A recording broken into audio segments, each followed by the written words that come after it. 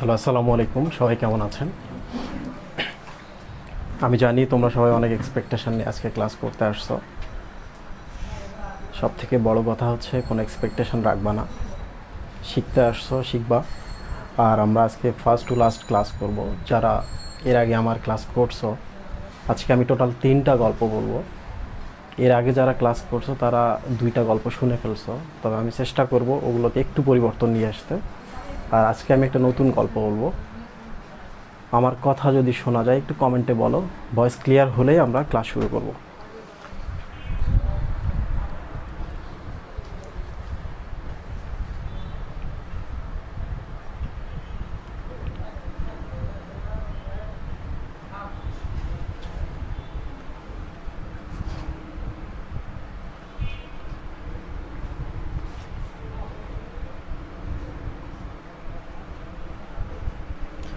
ওকে, ঠিক আছে। আমরা আজকে 3টা গল্প শুনবো। বোটানি থেকে আমরা ট্রাই করব 2টো গল্প বলতে।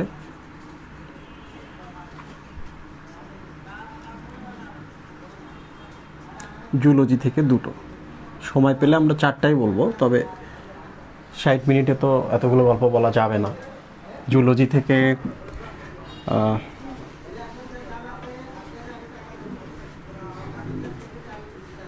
থ্যালামাস এবং মলাস্কা।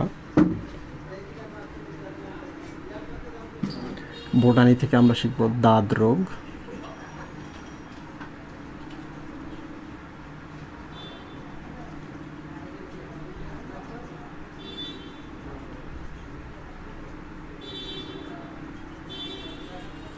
উদ্ভিদের কাণ্ড।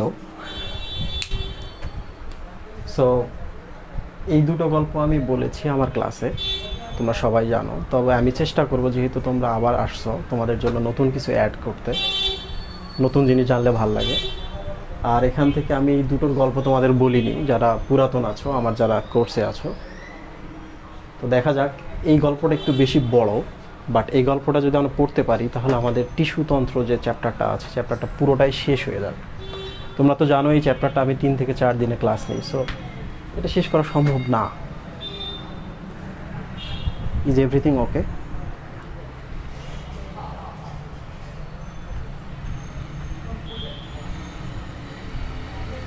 আচ্ছা ঠিক আছে, তাহলে আমরা শুরু করি। মলাস্কা দিয়ে। কেন আমি মলাস্কা দিয়ে শুরু করছি, এর কারণ হলো তোমরা সবাই যারা ক্লাস 10 শেষ করে চলে আসছো তারা টপিকটা, শব্দটা জানো। শব্দটা যেহেতু জানো তাহলে এর যে বৈশিষ্ট্যগুলো আছে, বৈশিষ্ট্যগুলো আমাদের জানতে হবে, মনে রাখতে হবে। তো আমার টার্গেট হচ্ছে একটু গল্প ছলে যেন পুরো টপিকটা মাথায় থাকে, এটা বুঝিয়ে দেওয়া।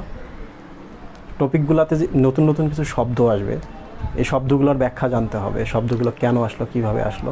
যেহেতু আমাদের 3 দিনের ক্লাস, তাহলে আজকে আমরা শুধু গল্প শুনবো। জটটুকু ব্যাখ্যা না হলেই নয়, এই ব্যাখ্যাটুকু শুনবো। পরের দিনে আমরা শব্দ জট দেখব, লাস্টের দিনে আমরা দেখব কিভাবে লজিকগুলা কাজ করে, কিভাবে একটা থেকে আরেকটা কিভাবে আসে। সো আমরা আজকে শুরু করি মলাস্কা। তোমরা একজন বিজ্ঞানীর নাম জানো, লিনিয়াস। সবাই জানো ক্যারোলাস লিনিয়াস, আর কাজই হচ্ছে সব কিছুর নাম রাখা, নামকরণ করা। তো লিনিয়াস বানানটা দেখো,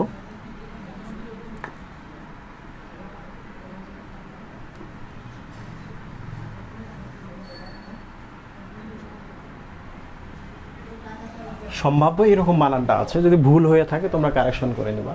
তো বিজ্ঞানী লিনিয়াসের মনে অনেক কষ্ট হওয়ার কারণ হচ্ছে দেখো, তার বানানের মধ্যে 2টা ডাবল এন আছে। তো সে পৃথিবীর সব কিছুর নামকরণ করতে পারে, এমনকি নামকরণের সে কৌশলটা আবিষ্কার করছে। তার মনে অনেক কষ্ট হচ্ছে, তার নামের বানানের মধ্যে 2টা ডাবল এন আছে, 2টো ডাবল এন আছে। তার খুব ইচ্ছা যে ডাবল এন দুটো যেন আলাদা না থাকে, একসাথে করে ফেলার খুব ইচ্ছা। একসাথে থাকলে ভালো হবে, ব্যাপারটা খুব ভালো লাগবে। সো সে চিন্তা করলো 2টা ডাবল এনের বিয়ে দিবে। তো বিয়ে দেওয়ার জন্য বা একসাথে করার জন্য সে এখন খুঁজতেছে যে এই জিনিসটা কার উপর গছিয়ে দেওয়া যায়। তোমরা তো জানো, 2টা যদি এন আমরা একসাথে করি তাহলে এটা কিন্তু এম হয়ে যায়, রাইট? এম হয়ে যায়, এম। তো আমরা তো জানি এম থেকেই হচ্ছে মলাস্কা। তাহলে আজকে আমরা শিখবো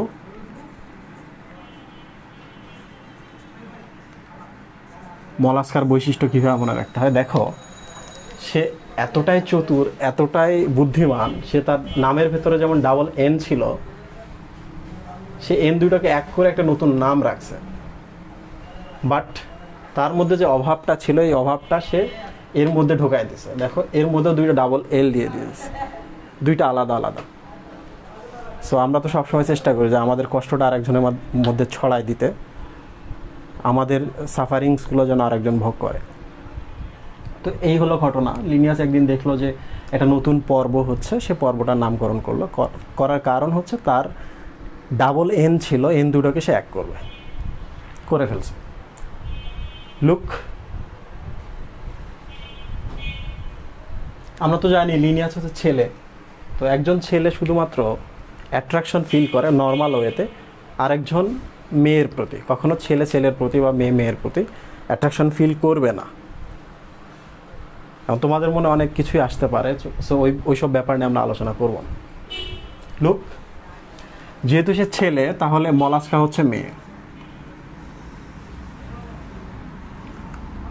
তোমরা তো জানোই যে মেয়ে মানেই হচ্ছে আমাদের মা। মা মানেই হচ্ছে আমাদের সমস্ত কথা বা চাহিদা সব কিছু আমরা কিন্তু তার উপর গড়ায় দিতে পারি। সে কিন্তু সব কিছু ফিল আপ করে দেয়, কারণ তার মন অনেক নরম। নরমের ইংলিশ হচ্ছে সফট। যেহেতু মলাস্কা থেকে এই ব্যাপারটা চলে আসছে, তাহলে সফট মানেই কিন্তু মলাস্কা।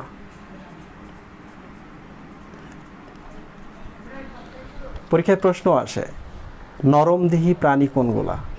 চোখ বন্ধ করে লাগাই দিবা মলাস্কা। সবাই নরম, বাট এর স্পেশালিটি হচ্ছে এর সারা শরীরটাই নরম।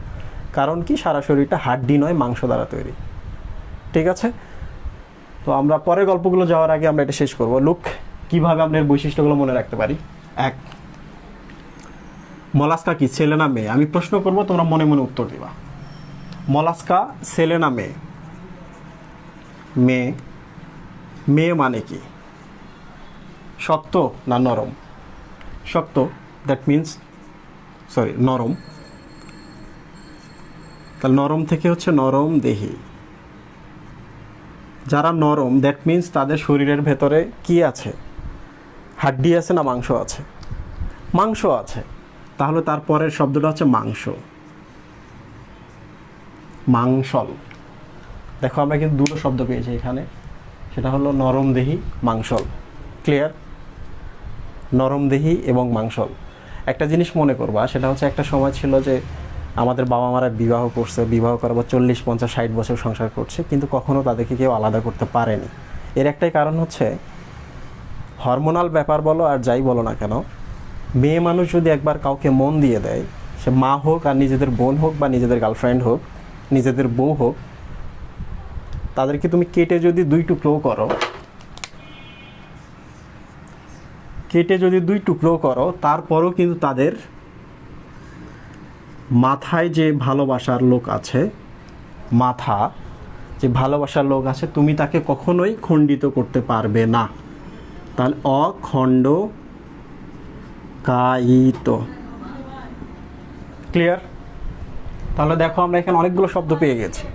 এক নম্বর হচ্ছে মলাস্কা নরমদেহি, মলাস্কা মাংসল, মলাস্কা দ্বিপার্শ্বীয় প্রতিসাম্য। দেখো পুরোটাকে কিন্তু আমি মাছ বরাবর ভাগ করে দিয়েছি। এরপরেরটা হচ্ছে এদের মাথা হচ্ছে একজনের জন্য, তার মানে হচ্ছে মাথাটা কিন্তু সুনির্দিষ্ট। তাহলে মলাস্কা পরের প্রাণীদের একটা সুনির্দিষ্ট মাথা আছে। আরেকটা হচ্ছে অখণ্ডকায়িত, এদেরকে খণ্ডিত করা যায় না। আমি কিন্তু এখানে দ্বিখণ্ডিত করছি, এখানে অখণ্ডকায়িত বলছি। এর কারণ কি? কারণ হচ্ছে একটা কেঁচো দেখবা যে কেঁচোগুলোকে এরকম খোলা যায়, সুন্দর করে খোলা যায়, কিন্তু মলাস্কাকে কিন্তু খোলা যায় না। কারণ খণ্ড খণ্ড খণ্ড খণ্ড নয়। আমাদের কিন্তু হাতের দিকে তাকাও, আমি কিন্তু চাইলেই চামড়াটা যদি তুলে ফেলি, এখানকার হাড্ডি থেকে এই জায়গাটা কিন্তু টেনে খুলতে পারি। তার মানে আমরাও কিন্তু খণ্ডিত। মানুষ খণ্ডিত। বাইরে থেকে খণ্ড বোঝা যাচ্ছে না, আমাদের ভেতরে খণ্ডগুলো আছে। এই জন্য মানুষকে বলা হয় অভ্যন্তরীণ খণ্ডকায়িত প্রাণী।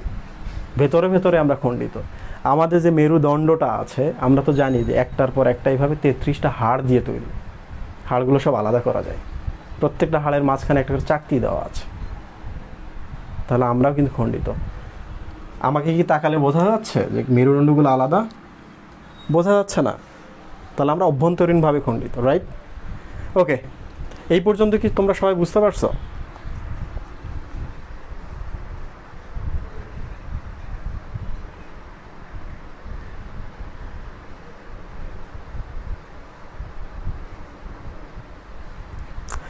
এই পর্যন্ত কি সবাই বুঝতে পারছো?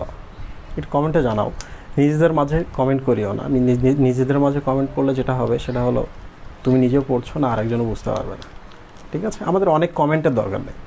আমাদের দরকার হচ্ছে বুঝছো কি বুঝছো না, প্রবলেম হচ্ছে কি হচ্ছে না, আমরা সেটা খেয়াল করবো। লুক, এখন সে হচ্ছে অখণ্ডকায়িত। একদিন এক কেঁচো আংটি নিয়ে ঘুরতেছে। আংটি মানে হচ্ছে রিং। তোমরা তো জানোই কেঁচোকে যদি আমরা টুকরো টুকরো করি অনেকগুলো আংটি পাই, রিং পাই। এই জন্যই কিন্তু কেঁচোকে বলা হয় আংটি আকৃতি। মলাস্কার পরের পর্বটা উন্নত, তার পরেরটা আরও উন্নত। তাহলে মলাস্কার পরের পর্ব আছে কেঁচো, এনিলিডা পরের প্রাণী। তো সে উন্নত, সে ভাবতেছে যে মলাস্কার সামনে গিয়ে আমি যদি আংটি দেখাই, মলাস্কা মনে খুব খুশি হবে, মেয়েটা খুব খুশি হবে। সে আংটি নিয়ে গেছে, নিয়ে যাওয়ার পর তাকে বলতেছে আমি তোমার বিয়ে করতে চাই, এই নাও আংটি। মেয়ে কী করবে এখন? তুমি উন্নত হইলে আমি মাইনে নিব? অপরিচিত মানুষ সামনে আসলে আংটি দেখাইলে সে খুশি হয়ে যাবে? যাবে না। মেয়ে মানুষের কিন্তু এই একটা স্বভাব আছে, অপরিচিত মানুষ যত ভালোই হোক, যত দামি হোক, তারা কিন্তু হ্যাঁ বলে না। তাহলে সে কি করবে? না বলবে। এখন তার তো মুখ নাই যে মুখ দিয়ে সে কথা বলবে, তাহলে সে না কিভাবে বলবে সুফি ভাই? জিব্বা দেখানো মানে কি? টাইম নেই, সে এখন জিব্বা দেখাচ্ছে। লুক, মলাস্কা পরের মেয়েটা এখন জিব্বা দেখাচ্ছে কাকে, কেঁচোকে। তোমার আংটির টাইম নেই। তাহলে মলাস্কা পরের প্রাণীদের কি আছে? জিব্বা আছে। এখন বলো তো মলাস্কা পর্বের শরীরে কি হাড্ডি আছে? নাই, সব মাংস। তাহলে জিব্বাটা কি মাংসল না হাড্ডি সার? মাংসল। সুফি ভাই, একটা অপরিচিত মানুষকে আপনি রাস্তায় জিব্বা দেখাইলেন, সামনে থাকতে পারবেন? পারবেন না। এখন আপনাকে কি করতে হবে? দৌড়ে পালাতে হবে, রাইট? আর মলাস্কা এখন দৌড় দিছে। মলাস্কার কি পা আছে যে দৌড়াবে? হাত আছে কি দৌড়াবে? প্রত্যেকটা প্রাণীর পা আছে, হাত না থাকলেও পা আছে। তাহলে মলাস্কান পায়ে ভর দিয়ে দৌড় দিবে, কারণ জিব্বা দেখাইছে। পা। মলাস্কা পরের প্রাণীর শরীরে কি হাড্ডি আছে? নাই। কি আছে? মাংস। তাহলে পাটা কি হবে? এটাও মাংস। পুরোটা আমি আরেকবার বলি তোমাদের, তোমরা কি আমার কথা বুঝতে পারতেছো?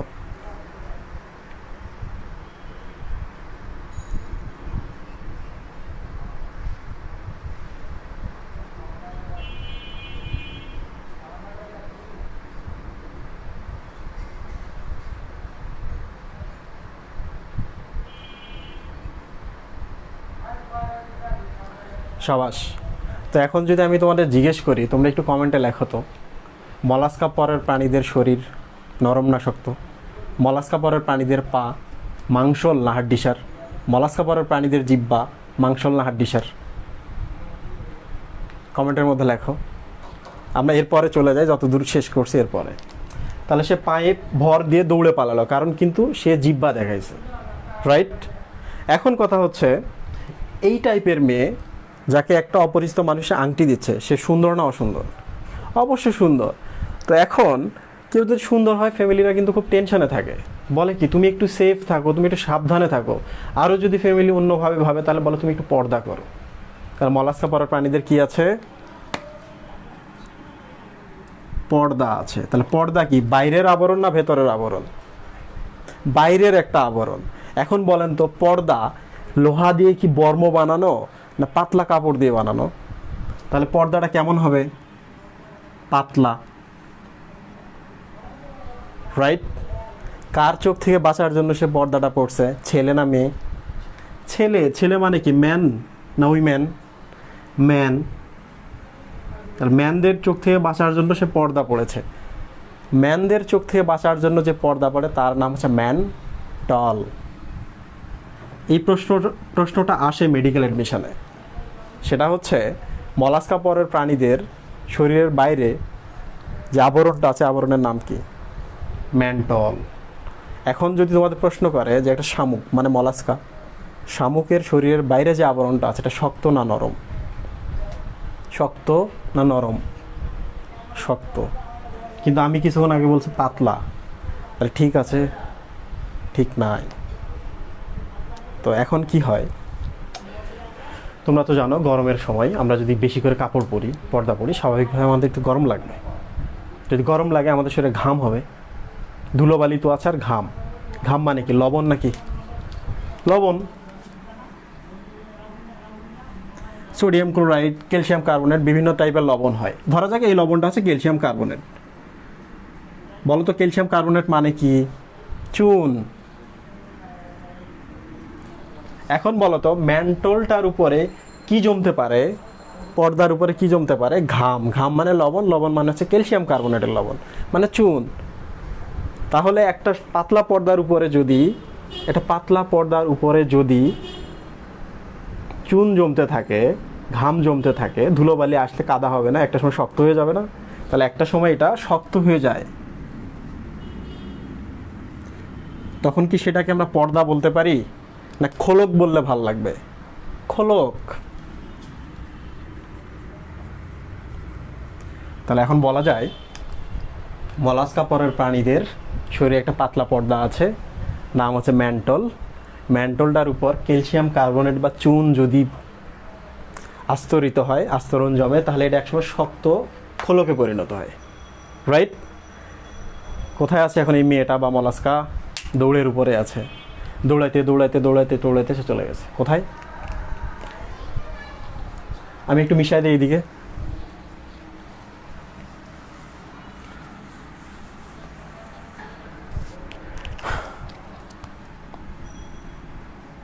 এদিক থেকে লিখি, সে দৌড়াইতে দৌড়াইতে চলে গেছে বান্ধবীর কাছে, ফ্রেন্ডের কাছে। কারণ প্রথম যে খারাপ ভালো সব কিছুই কিন্তু আমরা ফ্রেন্ডের সাথে শেয়ার করি, তাই যেহেতু সে মেয়ে তাহলে সে বান্ধবীর সাথে শেয়ার করো, রাইট?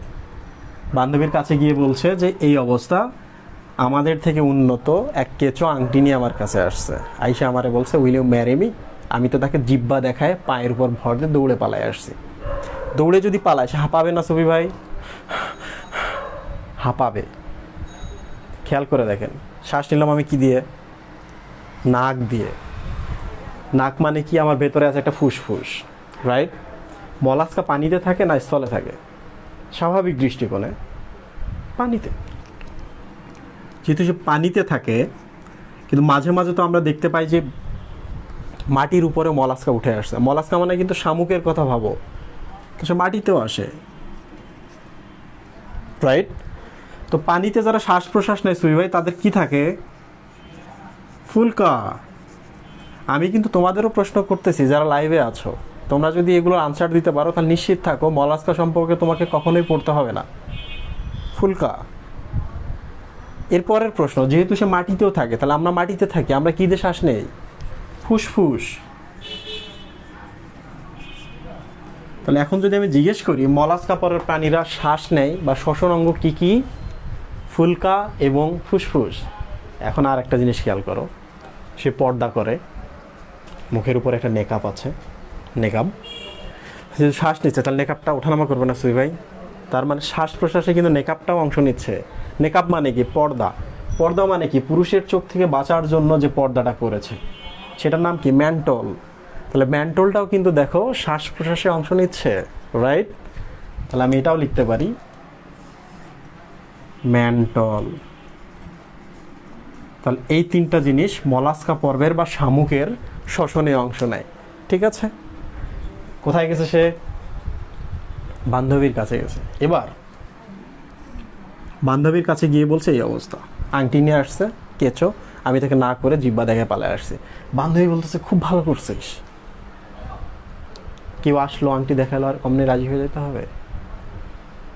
তখন তোমরা তো জানোই যে তোমাদের বেস্ট বান্ধবী আছে, তো এটাকে তোমরা অন্যভাবে নিও না। তোমার বান্ধবী কিন্তু মনে মনে বলছে শুধু তোরেই বলে, আমার কেউ বলে না কেন? তার মানে কি? মুখে এক কথা, ভেতরে আরেক কথা। তাহলে আমরা বলতে পারি না তার ভেতরে জিলাপির প্যাঁচ, তার পেটে জিলাপির প্যাঁচ? পেট মানে কি? পৌষ্টিক নালী, নাড়িহুড়িগুলা। তাহলে বান্ধবীর পেটে এরকম জিলাপির প্যাঁচ আছে, পৌষ্টিক নালীগুলো জিলাপির প্যাঁচের মতো। তাহলে আমরা বলতেই পারি পৌষ্টিক নালী পেঁচানো। যারা শার্লক হতে চাও তারা এইটার দিকে একটু তাকাও তো। আমি যদি এই অংশটুকু কেটে নেই, নিয়ে সোজা করে দাঁড় করাই দিই এই জিনিসটাকে, খেয়াল করে দেখো এটা এইরকম হয়ে যাচ্ছে, তাই না? কি আকৃতি শুয়ে এটা? এ আকৃতি, ভি আকৃতি না ইউ আকৃতি? ইউ আকৃতি। তাহলে পৌষ্টিক নালীগুলো পেঁচানো কিন্তু ইউ আকৃতি।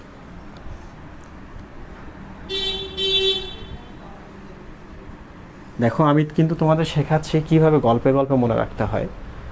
আমরা যখন এই টপিকটা শেষ করব, তুমি বই খুঁজেও একটা লাইন খুঁজে পাবে না যে এটা আমরা মিস করে গেছি। বাট আমি যদি তোমাকে মলাস্কা নিয়ে কোশ্চেন করে এই গল্পটা শেষে দেখবো সব প্রশ্নের আনসার দিতে পারছো, ঠিক আছে? এই অবস্থা ছবি ভাই। তাহলে এখন মেয়ে কোথায় যাবে? বান্ধবীর যদি পেটে জিলাপির প্যাঁচ থাকে, মেয়ে যাবে এখন, আমরা গল্পটাই পর্যন্ত পড়েছি, বাবার কাছে। প্রত্যেকটা মেয়েই বাবার কাছে। চাকরানী না রাজকন্যা? রাজকন্যা। রাজকন্যা মানে কি? রাস্তার মেয়ে না অভিজাত? অভিজাত। অভিজাত মানে কি? আমাদের মতো লাল রক্ত নাকি নীল রক্ত? নীল রক্ত। যারা অভিজাত তাদেরকে বলা হয় নীল রক্তের মানুষ। তাহলে এই রক্তগুলো হচ্ছে নীল,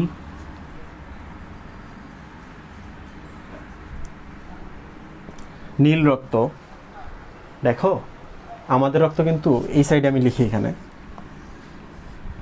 লাল, কারণ আমাদের যে হিমোগ্লোবিন আছে এর জন্য লাল, হিমোগ্লোবিন আয়রন আছে, এই আয়রনটার জন্য লাল দেখায়। বাট যদি আয়রনের বদলে আমরা এখানে কপার দেই, কপার আয়ন দেই, তাহলে এটা কিন্তু নীল রং ধারণ করবে। ঠিক আছে? তো সাপে কাটার পর কিংবা অক্সিজেনের যদি কখনো অভাব হয় আমাদের শরীরে, আমাদের ত্বকগুলা, এই নখগুলা, এই এয়ার লোবিউলগুলা, নাকের টিপগুলা, ঠোঁটগুলা নীল হয়ে যায়, সাপের বিষে নীল কিংবা অক্সিজেনের অভাবে নীল। তো এটাকে আমরা বলি সায়ানোসিস। জানার দরকার নাই, সায়ানো শব্দটা মনে রাখো, এটা কিন্তু আমরা বায়োলজিতে পাবো।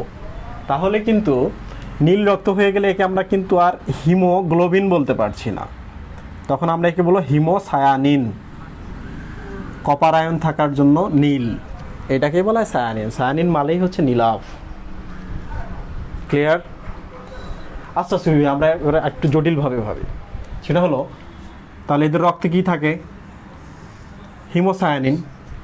হিমো এরিথ্রিন বলে আরেকটা শব্দ আছে, ওটা লাল। তাহলে মাঝে মাঝে কিন্তু শামুক কাটলে লাল রক্ত বের হয়, ওটা আমরা আপাতত পড়বো না। বাবার কাছে আসছে, এবার বাবা কি বলবে তাকে? সুবি ভাই, বাবা বললো, মা তুমি একটু সাবধানে ঘরে থাকো, বাইরে কম বের হওয়া। বলছে কি বাইরে বের হবা না, পাকাটা দিব? বলছে? বলছে এটা কি বলছে? ঘরে থাকো, বাইরে কম বের হওয়া। তার মানে কিন্তু বন্দি করে রাখে নাই, মুক্ত করে দিছে, কিন্তু পুরোপুরি মুক্ত করে নাই। বাসায় থাকো বেশি। তার মানে সে কি অর্ধমুক্ত না পূর্ণমুক্ত? অর্ধমুক্ত। মলাস্কাদের রক্ত সংবহন যেটা আছে এটাকে বলা হয় অর্ধমুক্ত। খুব ইম্পর্টেন্ট কথা, মেডিকেল এডমিশনে এটা বারবার আসে। এই যে এখান থেকে জিব্বাটা বারবার আসে, এই মেন্টাল শব্দটা বারবার আসে। লাস্ট মেডিকেল এডমিশনে এখান থেকে এসেছিল, জিব্বা থেকে প্রশ্ন এসেছিল। আচ্ছা, আমরা গল্পের একবারে শেষ মুহূর্তে চলে গেছি। সেটা হলো, মেয়েটা এখন কোথায় আছে? ঘরে। ঘরে মানে কি, গর্ত না বাইরে? গর্ত। তাহলে সে গর্তে থাকে। মাঝে মাঝে আমরা বাইরে দেখতে পাই না সুবি ভাই? তাহলে স্থলজ বা ডাঙা। শামুককে কিন্তু আমরা সমুদ্রেও দেখতে পাই, তাহলে লবণাক্ত পানিতে থাকে। মাঝে মাঝে কিন্তু আমরা শামুককে দেখতে পাই আমাদের নদীতে, তার মানে স্বাদু পানিতেও থাকে। তার মানে গর্ত, ডাঙা, লবণাক্ত, স্বাদু, যে পানির কথাই ভাবো না কেন, মলাস্কা পরের প্রাণী সব জায়গায় পাওয়া যায়। তোমরা কি সবাই আমার কথা বুঝতে পারছো? একটু কমেন্টে বলো তো।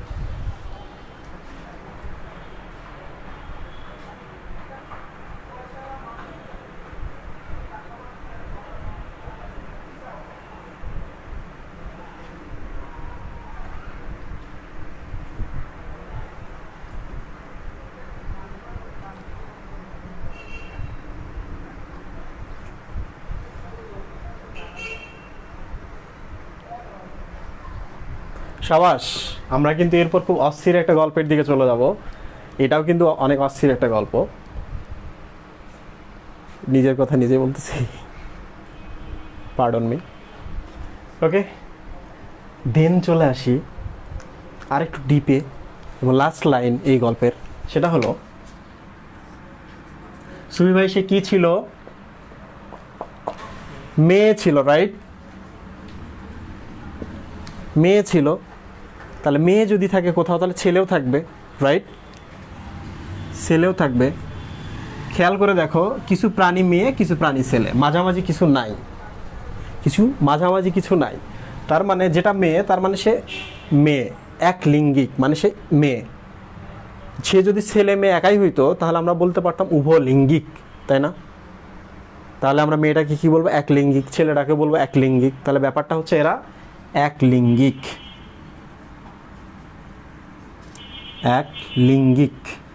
মলাস্কা পরের প্রাণীরা এক লিঙ্গিক। মাঝে মাঝে বইতে উভলিঙ্গিক বলা আছে, ওটা তোমরা এমনিতেই দেখে নিবা, সব তো আর গল্পের মধ্যে সাজানো যায় না। লুক, আমাদের কিন্তু গল্প শেষ হয়ে গেছে। তবে লাস্ট 5 লাইন, আমাদের হৃৎপিণ্ড থাকে এখানে সামনের দিকে, বুকের দিকে। এটাকে আমরা বলি অঙ্কীয় হৃৎপিণ্ড। পিছনে তো আর থাকে না, পিঠে থাকে, পৃষ্ঠীয় থাকে, থাকে না। কেঁচো কিন্তু উন্নত, সে মলাস্কার সামনে বা শামুকের সামনে এসে বলছে এই হচ্ছে আংটি, উইল ইউ ম্যারি মি?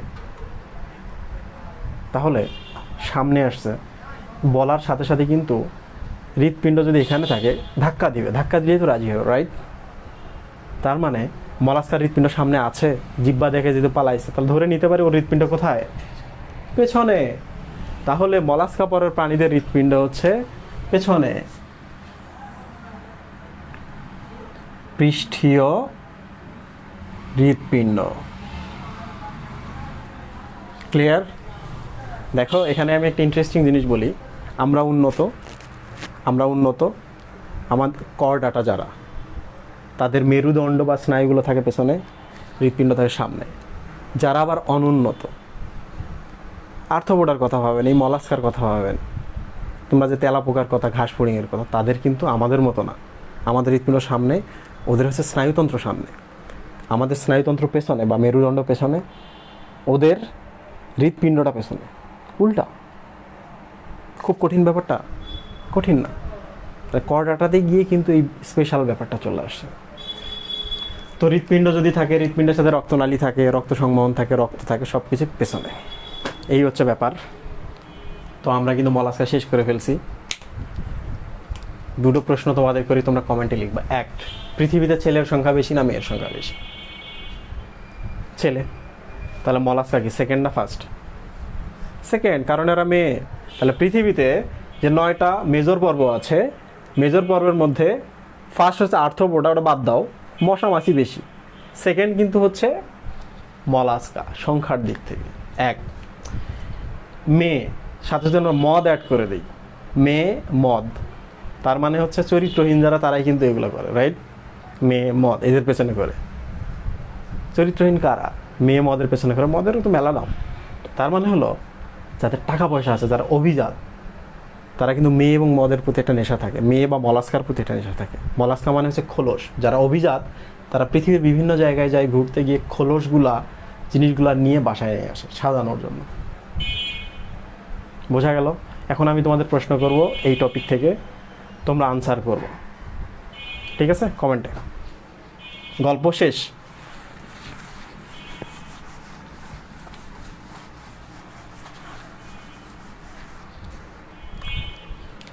প্রশ্ন 1,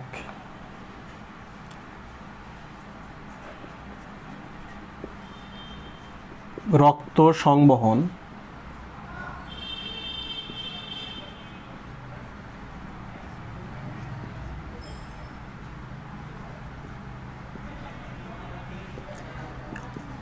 অপশন হচ্ছে মুক্ত, বদ্ধ, অর্ধমুক্ত। 2,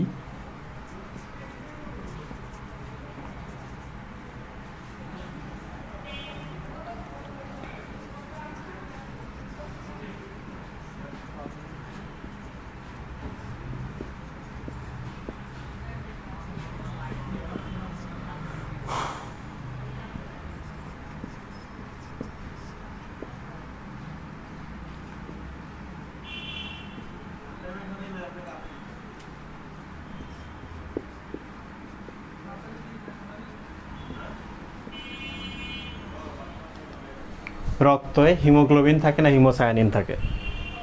এরা লিঙ্গ একলিঙ্গিক না উভলিঙ্গিক? রক্ত সংবহন তন্ত্র মুক্ত, বদ্ধ না অর্ধমুক্ত? 3টা প্রশ্নের আনসার করব, আমি কমেন্ট চেক করব, ঠিক আছে?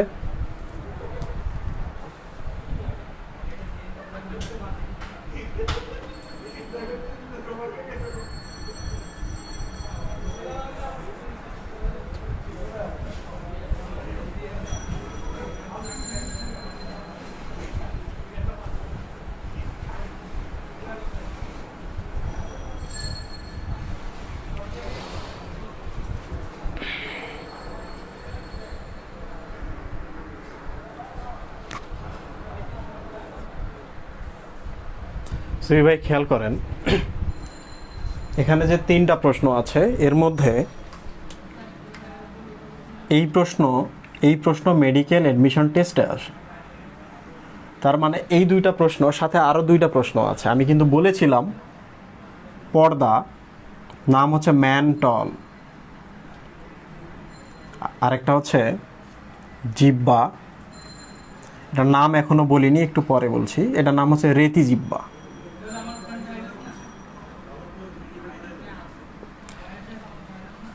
এই 4টা লাইন যদি এই চ্যাপ্টার থেকে পড়তে পারে, এই টপিকটা থেকে, নিশ্চিতভাবে সে মেডিকেল এডমিশন টেস্টে 100% কোশ্চেনের আনসার করতে পারবে এই টপিক থেকে। তার মানে হলো দেখেন, সবাই কিন্তু গল্প শোনার পর সবাই 2-3টারই সঠিক আনসার করছে। দ্যাট মিনস যদি আমরা বায়োলজিটাকে গল্প পড়তে পারি তাহলে কিন্তু প্রবলেম সলভ হয়ে যায়। তাহলে তোমরা যারা পড়ছো অবশ্যই নিজেরা গল্প বানানোর চেষ্টা করবা, হেল্প নিবা, একটু গল্প আকারে একটু মজা করে পড়বা, ঠিক আছে?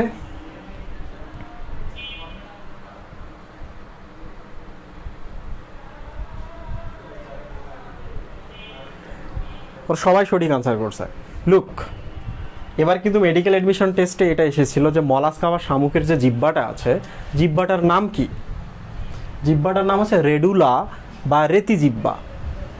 অনেকের মনে প্রশ্ন আসে, রেতি জিব্বা মানে কি? তোমরা তো জানোই যে তোমাদের বাসায় আম্মুরা বটি দিয়ে, ছুরি দিয়ে সবজি কাটে, রাইট? মাঝে মাঝে কিন্তু ধারগুলো শেষ হয়ে যায়, রাইট? তখন কি করে, কিছু লোক আসে, এসে এরকম র্যাত দিয়ে ঘষে ঘষে ঘষে ঘষে ধারালো করে, তাই না? এই জিনিসটার নাম কিন্তু র্যাত, যেটাতে ধারালো করছে। র্যাত থেকে আসে রেতি, তাহলে ওদের জিব্বাগুলো হচ্ছে রেতি। বোঝা গেল? মানে জিব্বাগুলো র্যাতের মতো একটু অমসৃণ। তার মানে সে যদি চায় কোনো একটা খাবারে চেটে চেটে সে ক্ষয় করে দিতে পারবে। বোঝা গেল?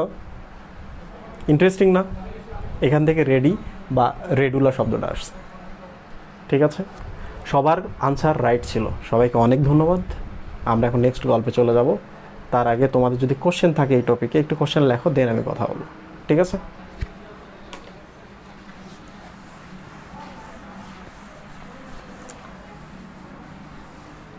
ডান।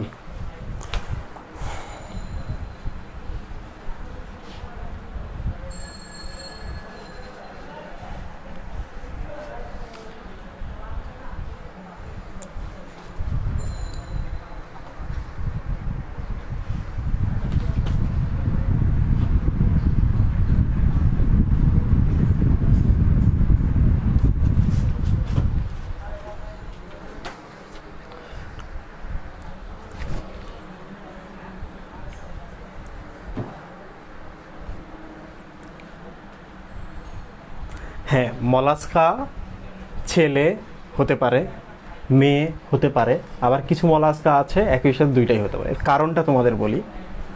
1 নম্বর পর্ব থেকে শুরু করে ধীরে ধীরে 9 নম্বর পর্ব বা আমরা চলে আসছি। খেয়াল করে দেখবা আমাদের মধ্যেও কিন্তু উভলিঙ্গিক আছে। ভালো করে খেয়াল করো, আমাদের মধ্যে উভলিঙ্গিক আছে। ধর্মীয় ব্যাপারটা আমরা এই মুহূর্তে আলোচনা করব না, আমরা বিবর্তনের কথা চিন্তা করি, যে প্রাণীগুলো বিবর্তিত হয়ে হয়ে উন্নত হয়েছে। তার মানে কিছু মিস্টেক থেকেই যায়। আমাদের মধ্যে মিস্টেক আছে না, উভলিঙ্গিক আছে না? সেমভাবে যেহেতু আমরা নবম, তার মানে যারা ফার্স্ট তারা একেবারে অনুন্নত, যারা 4th 5th তারা অনুন্নত। তার মানে তাদের মধ্যে এই ভুলগুলো আছে। তাহলে এগুলো হচ্ছে বিবর্তনের ব্যাপার, সো ওদের মধ্যেও আছে।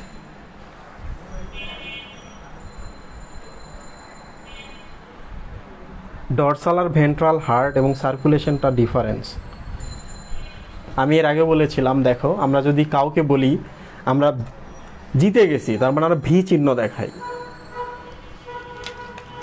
ভি ভি মানে হচ্ছে ভেন্ট্রাল। খেয়াল করে দেখো, আমি কিন্তু পেছনে ভি দেখাইনি, সামনে দেখিয়েছি। তার মানে আমার সামনটাকে আমি ভি বলবো, ভিতে হচ্ছে ভেন্ট্রাল, তাহলে সামনটা হচ্ছে ভেন্ট্রাল। তাহলে পিঠটার নাম কি হবে? ডরসাল। তাহলে ভেন্ট্রাল মানে হচ্ছে, ডরসাল মানে হচ্ছে পৃষ্ঠীয়, আর ভেন্ট্রাল মানে হচ্ছে অঙ্কীয়। অঙ্কীয়র সব থেকে সহজ অর্থ হচ্ছে বুক, আর পৃষ্ঠীয় মানে হচ্ছে পিঠ। শুধু এই ভি চিহ্নটা দ্বারা মনে রাখবার, ভি সামনে দেখাইলাম, তার মানে আমার সামনেটা নির্দেশ করছে। ভিতে ভেন্ট্রাল বা বুক, ডরসাল বা পিঠ। ক্লিয়ার?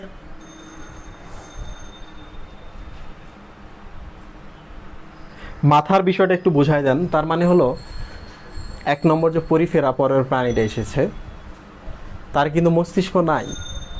2, 3, 4, 5 এইভাবে যখন উন্নত হচ্ছিল, তখন ধীরে ধীরে স্নায়ু মস্তিষ্ক তৈরি হওয়া শুরু হচ্ছিল। সব থেকে উন্নত হলাম আমরা।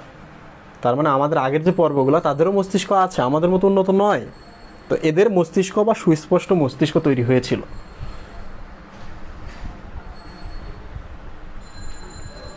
আচ্ছা দেখো, আমরা 3টা ক্লাস করব। আজকে গল্প শুনবো, আগামীকালকে আমরা শব্দজট বিশ্লেষণ করব। থার্ড ডেতে গিয়ে কিন্তু আমরা লজিক শিখবো। লজিক মানে হচ্ছে কেন হলো, কিভাবে হলো, কেন অর্ধমুক্ত, এগুলো নিয়ে আমরা বিস্তারিত কথা বলবো। কেন হিমোগ্লোবিন, কেন হিমোসায়ানিন, কেন হিমোএরিথ্রিন বলা হচ্ছে, কেন তাদের বর্ণগুলো চেঞ্জ হয়ে যাচ্ছে। 3টা ক্লাস আছে। তাহলে আজকে আমি অর্ধমুক্ত নিয়ে কোনো বিশ্লেষণ করলাম না। সেকেন্ড গল্প,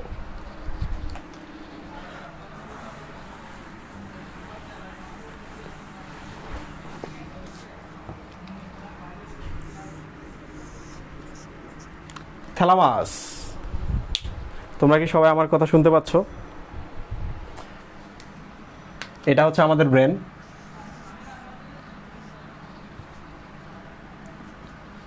এটা হচ্ছে আমাদের ব্রেন। ক্লিয়ার? ব্রেনের ভেতরে আরেকটা জায়গা থাকে এইরকম ভেতরের দিকে। এইটার ভেতরে থাকে আবার আরেকটা জিনিস। এই লাল জিনিসটা দেখতে পাচ্ছ, এর নামই হচ্ছে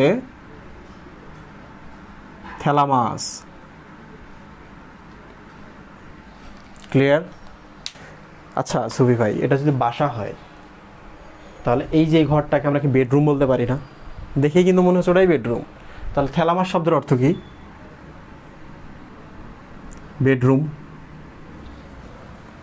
বেডরুমে থাকে বেড, তার থ্যালামাস শব্দের অর্থই হচ্ছে বেড।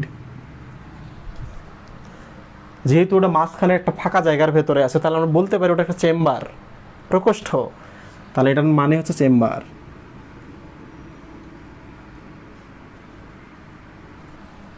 রাইট? বোঝা গেল? তো থ্যালামাস শব্দের অর্থ কি? চেম্বার বা প্রকোষ্ঠ, কিংবা, কারণ থ্যালামাস বা এই জায়গাটা মস্তিষ্কের একটা অংশ, এটা থাকে হচ্ছে একবারে ভেতরের দিকে। এই জন্য এটাকে থ্যালামাস বলে। থ্যালামাস মানে হচ্ছে চেম্বার, মানে একটা প্রকোষ্ঠের ভেতরে থাকে বলে ওরই নাম প্রকোষ্ঠ। যেহেতু পুরো বাড়ির একটা স্পেশাল জায়গায় আছে, তার মানে ওটাই হচ্ছে মাস্টার বেডরুম বা বেডরুম। তাহলে ওটা হচ্ছে বেডরুম। বেডরুম থেকে বেডও হয়। তা থ্যালামাস শব্দের অর্থ কি? এইটা। এখন দেখো, তোমাদের বয়স হচ্ছে 17, 18, 19। তোমরা কিন্তু মাঝে মাঝে খুব ভালো কাজ করো, মাঝে মাঝে খুব ভুল করো। তোমাদের বাবা মারা কষ্ট পায়। কষ্ট পাওয়ার পর তারা কিন্তু এই বিষয়টা নিয়ে আলোচনা করে কোথায়? তারা যখন ঘুমোতে যায়, তখন যে মেয়েটার এই চিন্তা করতেছে বা মেয়েটা শুকায় যাচ্ছে, কাহিনী কি? মেয়েটা কি কষ্টে আছে? ছেলেটা হঠাৎ করে ঠোঁট কালো হয়ে যাচ্ছে, ছেলেটা কি সিগারেট খাচ্ছে? তার মানে যে ইমোশনাল সেন্সের ব্যাপারগুলো, সেন্স, বাবা মা যে ব্যথা পাচ্ছে,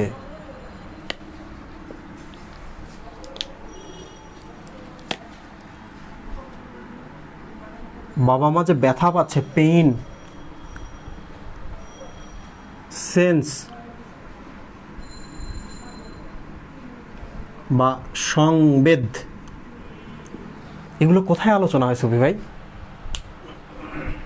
বেডরুমে। তাহলে এখন আমি যদি তোমাদের জিজ্ঞেস করি, বেডরুমের কাজ কি? ব্যথা নিয়ে আলোচনা করা, সংবেদনশীলতা বা সেন্স নিয়ে আলোচনা করা। তাহলে আমি কিন্তু বলতে পারি যে এইটাই হচ্ছে কেন্দ্র।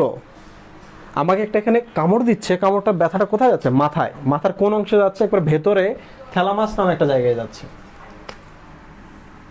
তাহলে আমি বলতে পারি না এটাই হচ্ছে পেইন পারসেপশন বা পেইন নামক ব্যথা বা ব্যথা গ্রহণের সেন্টার?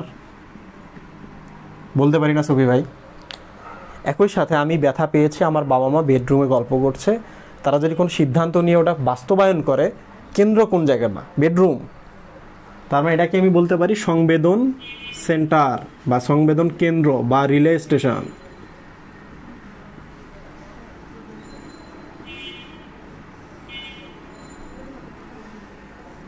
রিলে স্টেশন মানে কি? গাইবান্ধায় বসে তুমি একটা রেডিওর গান শুনছো, রংপুর থেকে এটা প্রচার করা, ঢাকা থেকে প্রচার করা হচ্ছে, রংপুরে আগে অ্যান্টেনায় যাচ্ছে, অ্যান্টেনা থেকে গাইবান্ধায় পাঠা দিচ্ছে। তার মানে তুমি একটা ভুল কাজ করছো, ভুলের ব্যথাটা এখানে আসতেছে, এখান থেকে সে তোমার বিয়ে দিয়ে দিচ্ছে। তাহলে কেন্দ্র কোনটা? এইটা। রিলে স্টেশন কোনটা? এইটা, মাঝখানে এটা রিলে হয়ে গেল, রাইট? এটা দিয়ে গেল। তাহলে প্রশ্ন হতে পারে যে সংবেদনশীলতা বা সংজ্ঞা বা সেন্সের রিলে স্টেশন কোনটা? থ্যালামাস। পেইন কোথায় যায়? থ্যালামাসে। তোমরা কি সবাই বুঝতে পারতেছো, না আমি এমনি বকবক করে যাচ্ছি?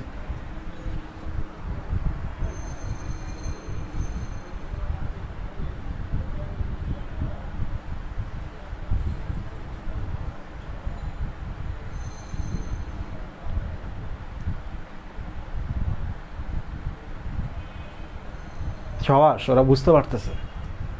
দেখো আমরা কিন্তু ক্লাসের শেষ মুহূর্তে চলে আসছি। কতক্ষণ ক্লাস হয়েছে? 45 মিনিট, 46 মিনিট। তাহলে আমাদের হাতে আছে আর 14 মিনিট। যতটুকু বলা যায় আমরা বলে শেষ করব, ঠিক আছে? লুক, এখন আমি ব্যাখ্যা করব থ্যালামাসের আসলে কাজ কি। শুধু এই দুইটাই না, আরও আছে। লুক, বেডরুম মানে হচ্ছে বাবা মার জায়গা। ধরা যাক মলাস্কা যেহেতু মেয়ে পড়ছে, আজকে শুধু মেয়ে নিয়েই আলোচনা করব। তাহলে এটা হচ্ছে মেয়ে, থ্যালামাস হচ্ছে মেয়ে। তাহলে তার নাম কি হবে? মিস থ্যালামাস, রাইট সুই ভাই? মিস থ্যালামাস ব্যথায় আছে, পেইনের মধ্যে আছে, রাইট? তাহলে এত পেইন, সে একদিন কমলাপুর রেল স্টেশন দিয়ে যাচ্ছে।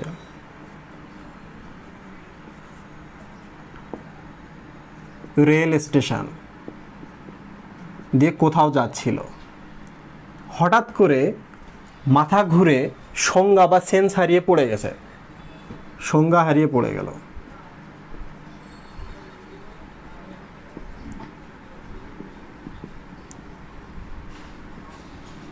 ঠিক আছে সুই ভাই, তাকে আমরা ধরাধরি করে কোথায় নিয়ে আসলাম? হাসপাতাল। লোক, আমি কিন্তু অলরেডি দুটো ক্লু দিয়ে রাখছি। এক নাম্বার হচ্ছে রেল স্টেশন, তার মানে হচ্ছে রিলে স্টেশন।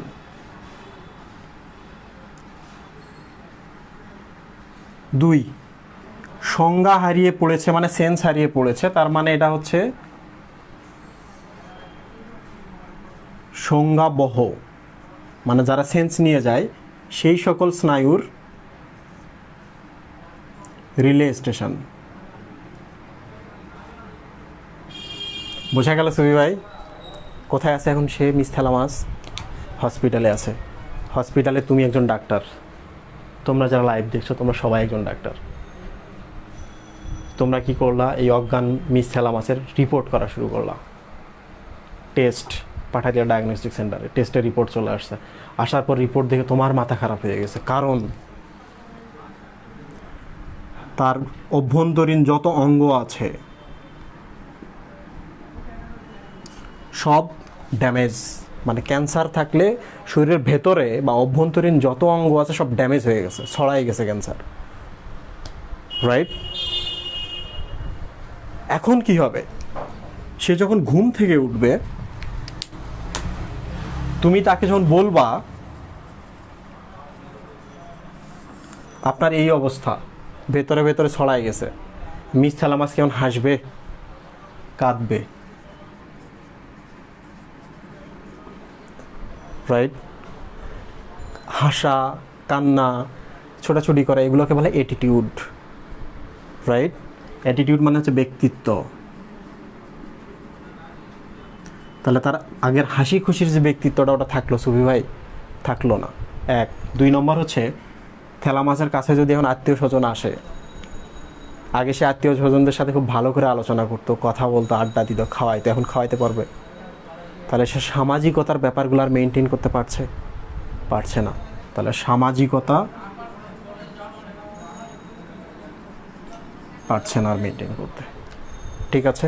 তাহলে আমরা আরও কি স্পেশাল ইনফরমেশন পেলাম, সেটা হলো থ্যালামাস রিলে স্টেশন হিসেবে কাজ করে কার? সংজ্ঞাবহ বা সেন্স নিয়ে আসে যে সকল স্নায়ু। পাশাপাশি ব্যক্তিত্ব সে নির্ধারণ করে, তুমি কেমন ব্যক্তি হবা এটা নির্ধারণ করছে। দুই, সামাজিকতা সে নির্ধারণ করছে। তোমাদের মনে হয় লাইভে অনেক শব্দ আসে, বাইরে গলিতে গাড়ি ঘোড়া যাচ্ছে, এই শব্দটা আসতেছে, এটা ওমিট করো। তোমরা কি আমার গল্প বুঝতে পারতেছো? শেষ করবো না, এখানেই শেষ করে দেবো।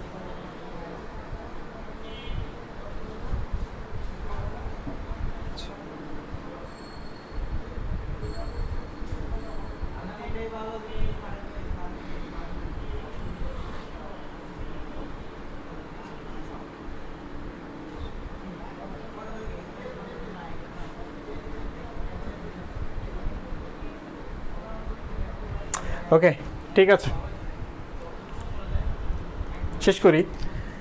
এখন এই ঘটনাটা কোথায় ঘটতেছে সুই ভাই? হাসপাতালে, হাসপাতালে ঘটতেছে। এখন সে তো সেন্স হারাই ফেলছিল, ফিরছে, আবার সে ঘুমায় গেছে রাত্রেবেলা। রাত্রেবেলা যখন ঘুমায় গেছে তখন নার্স এসে তাকে ওষুধ খাওয়ানোর জন্য ডাকতেছে, দেখে কথা বলতেছে না, নড়তেছে না। নার্স ভয় পেয়ে গেছে, নির্ঘাত মিস থ্যালামাস মারা গেছে।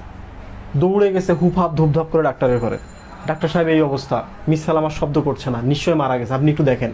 ডাক্তারও ছুটে চলে আসে, এসে প্রথমে বলতেছে থ্যালামাস থ্যালামাস, নাম ধরে ডাকছে, কিন্তু থ্যালামাস জেগে উঠতেছে না। তখন ডাক্তার করলো কি, থ্যালামাসের এখানে একটু করে স্পর্শ করলো, থ্যালামাস একটু স্পর্শ করলো, টাচ। থ্যালামাস কোনো রেসপন্স করলো না।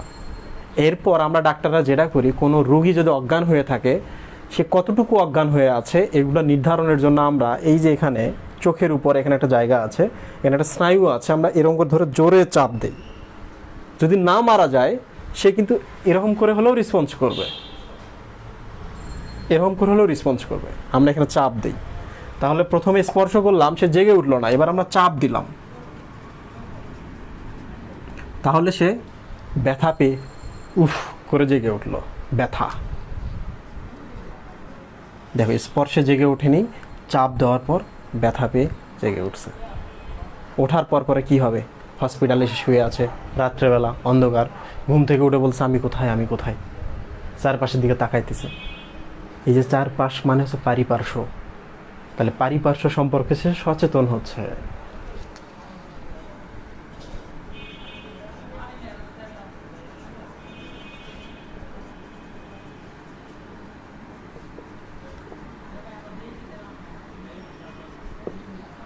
পারিপার্শ্ব সম্পর্কে সচেতন হয়ে যাওয়া।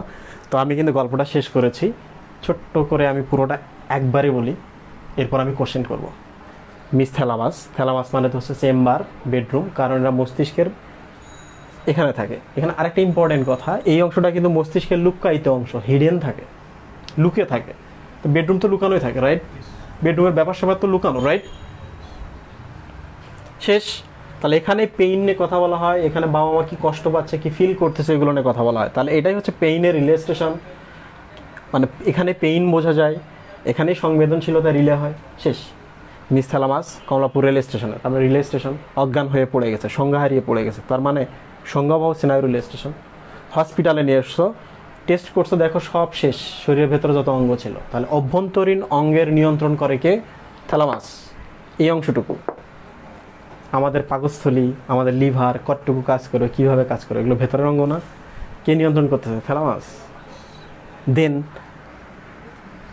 রিপোর্ট দেখানোর পর সে কাঁদছে, কাঁদছে মানে অ্যাটিটিউড বা ব্যক্তিত্ব, তাহলে তার ব্যক্তিত্ব নিয়ন্ত্রণ করছে থ্যালামাস।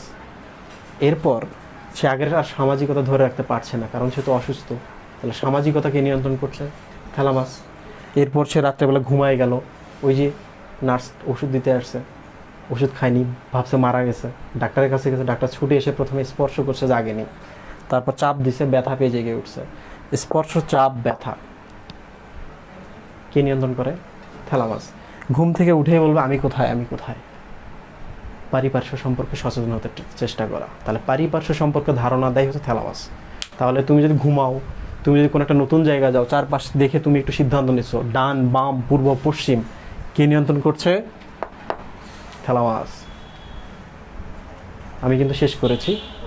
অনেকের মনে প্রশ্ন হতে পারে যে থ্যালামাসে যে ক্যান্সার হলো, এখন তার কি অবস্থা? এই টিফিনে না জানা গেলেও পরে যে টিফিন এডিশন আসবে সেখানে জানা যাবে কি অবস্থা। ঠিক আছে, আমি এখন তোমাদের প্রশ্ন করব।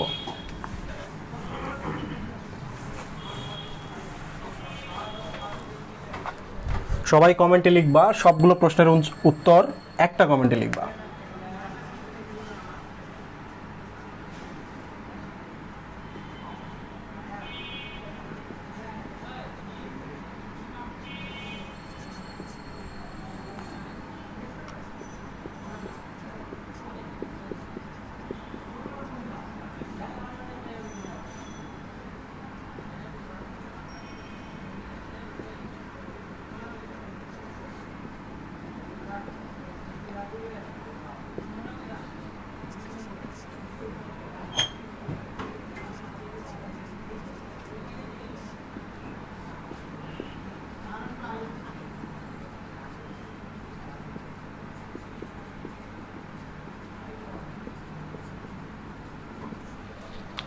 প্রশ্ন হচ্ছে থ্যালামাস শব্দের অর্থ কি? এক।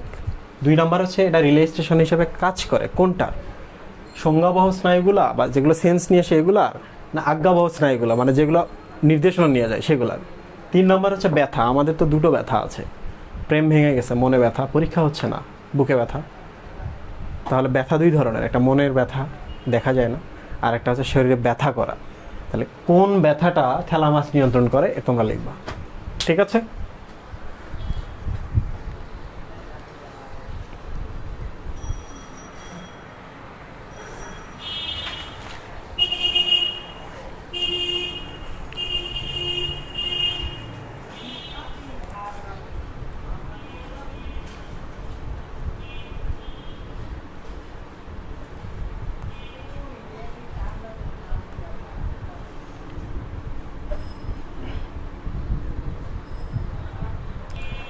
ছাপ্পান্ন বাজে। তোমাদের জন্য আজকের আমরা যেটা শেষ করেছি, আজকে 2টার মধ্যে আমি একটা শেষ করব, যেটা ছোট উপরেরটা শেষ করে আমরা আজকে লাইভ থেকে বিদায় নেব। এটা খুব ছোট, তো এইটা যাইও না। কিভাবে হচ্ছে কোনো একটা রোগের লক্ষণগুলো মনে রাখতে হয় গল্প আকারে, এটা আমি আজকে বলে দেবো। খুব ইম্পর্টেন্ট, এটা ছত্রাক থেকে এই প্রশ্নটা তোমাদের আসে।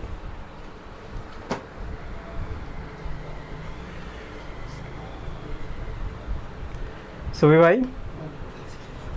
সবাই সঠিক আনসার করছে। আচ্ছা, শার্লক শব্দটা আমি কেন দিয়েছি গ্রুপে, আমি এইটা ছোট্ট করে ব্যাখ্যা করি। অনেক আগে আমি একবার বলেছিলাম যে শার্লক হোমসে রবার্ট অগাস্ট ম্যাগনেসান বলে একটা চরিত্র আছে। এই চরিত্রের সাথে শার্লক হোমসের একবার কলিশন হয়, তো কোনোভাবে শার্লক হোমস তাকে পরাজিত করতে পারছিল না। ম্যাগনেসান যিনি, উনি হচ্ছে ইংল্যান্ডের বড় বড় যারা নেতা নেত্রী, যারা পাওয়ারফুল, তাদেরকে ব্ল্যাকমেইল করছিল যে আপনার এইরকম একটা চিঠি আছে, চিঠিটা আমার কাছে আছে, আপনি কিছু করলেই আমি এটা পাবলিক করে দেব। তার মানে আপনি আর প্রধানমন্ত্রী থাকতে পারবেন না, আপনি আর পুলিশের প্রধান থাকতে পারবেন না। সবাই ভয় পেত। তো শার্লক হোমসের কাছে আসে এটা। তো শার্লক হোমস তার পিছে লাগে, সে কেমনে এটা চিঠিগুলো কালেক্ট করছে। তো শার্লক হোমস যেহেতু ট্যালেন্টেড, পাশাপাশি ও যেহেতু ভিলেন, তো ভিলেন শার্লক হোমসকে ডাকে, তুমি আমার বাসায় চলে আসো, দেখবা আমি কিভাবে কি করি। একটা হচ্ছে চুক্তি হয় এদের মধ্যে। শার্লক হোমসের বড় ভাই, তার একটা ল্যাপটপ আছে, এই ল্যাপটপের মধ্যে স্বরাষ্ট্র মন্ত্রণালয়ের সব কিছুই আছে তথ্য। এইটা যেন ভিলেনকে দেয়, বিনিময়ে ভিলেন তাকে দেখাবে কিভাবে আমি আমার ইনফরমেশনগুলো কালেক্ট করছি, কিভাবে সেভ করে রাখি, কিভাবে আমি ব্ল্যাকমেইল করি। শার্লক হোমস গেল, তার ভাইয়ের ল্যাপটপ দিল, দেওয়ার পর তাকে বলে এই যে বাসা, আসো, এই যে একটা রুম। শার্লক হোমস এসে দেখে রুমের মধ্যে কিচ্ছু না, একটা চেয়ার। তারপর শার্লক হোমস বলে আপনার চশমাটা দেখি। চশমাটা নিয়ে দেখে না, চশমায় স্পেশাল কিছু নাই, তার মানে মনে রাখার কোনো ট্রিক নাই। তো শেষে শার্লক হোমস বুঝতে পারে যে ওই লোকটার ব্রেনটা এত ক্লিয়ার, বোর্ডে কী কী লেখা আছে সে ছবি ওঠাইতো চোখ দিয়ে। যেমন তোমরা একটা সিনেমা দেখো, সিনেমায় নায়ক নায়িকা কী করছে, 3 ঘন্টা সিনেমা কিন্তু তোমরা বলে দিতে পারো, ইভেন ডায়ালগ সহ। কারণ কি? কারণ তোমাকে সিনেমা আকারে দেখানো হচ্ছে, মজা আকারে দেখানো হচ্ছে। বাট একটা বইয়ের যদি 1 পৃষ্ঠা তোমাকে পড়তে বলা হয়, তখন পড়ার পর 10 মিনিট পরে ভুলে যাও, বলতে পারো না। তার প্রত্যেকটা জিনিস হচ্ছে ছবি ওঠানোর মতো। আমাদের চোখের কিন্তু একটা দুর্বলতা আছে, আমরা ছবি ওঠাতে পারি না। চক্ষু চ্যাপ্টারটা যখন পড়ো তখন দেখবা। বাট শার্লক হোমসের ওই এপিসোডটা দেখার পর আমার মনে হয়েছে না, কোনো কিছুর দিকে যদি তাকায় থাকি তাহলে একটা ধারণা রাখা যায়। বোঝা গেল? তাহলে এগুলোকে, গল্পগুলো যেগুলো বলছি এখন তোমাদের মাথায় আমি ছবি আকারে দিয়ে দিলাম। এই 2টো টপিকে কখনো ইনশাল্লাহ ভুল হবে না, ঠিক আছে? দেখো সবাই বলছে এটা chamber, it's okay, bedroom, bed, ঠিক আছে। এটা হচ্ছে সংজ্ঞাবহ। এইটা কেউ কেউ মনের ব্যথা লিখছো, না মনের ব্যথা না, এটা হচ্ছে দৈহিক ব্যথা। এই জন্য দেখবা ওখানে লেখা আছে স্থূল অনুভূতি। স্থূল অনুভূতি মানে কি? মানে দৈহিক ব্যথাটা। আর এই যে মনের ব্যথা যেটা, সেটা কিন্তু থ্যালামাস নিয়ন্ত্রণ করে না, এটা মস্তিষ্কের আরেকটা অংশ আছে, ওটা আরেকদিন পড়াবো সময় পেলে, ঠিক আছে? শেষ।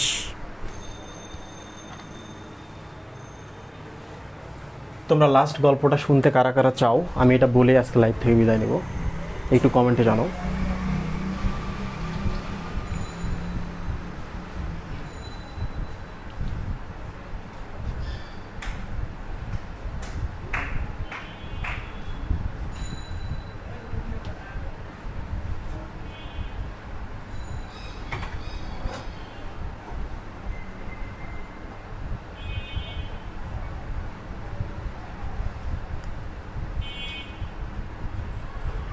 ওকে, ঠিক আছে।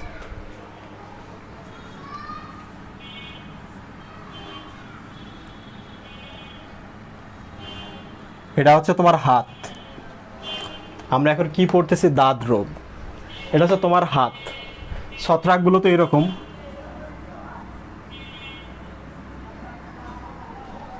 ছত্রাকগুলো কিন্তু এরকম। তো ছত্রাকের এই যে একটা খণ্ড ভাবলো যে আমি আজকে কি কি নাম আছে, রাকিব হোসেন, রাফসানা পুষ্প, মরিয়ম আক্তার, নুসরাত লামিয়া এবং সাকিব হেভেনের হাতে যাব। কোনটা? এই যে একটা ভাবলো, একটা মাত্র ছত্রাকের ছোট্ট একটা বিন্দু, এটা হচ্ছে তোমাদের হাত, এসে এই জায়গায় পড়ে গেছে। তুমি তো খুব খুশি, ও মাই গড আমার হাতে এসছে ছত্রাক, আমি তো তারা ডাকি নাই। প্রথমে তুমি লজ্জায় লাল হয়ে গেছো,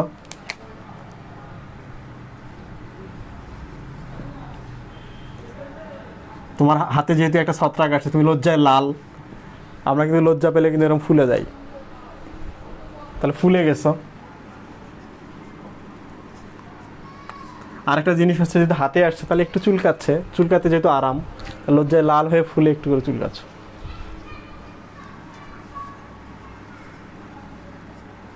ক্লিয়ার?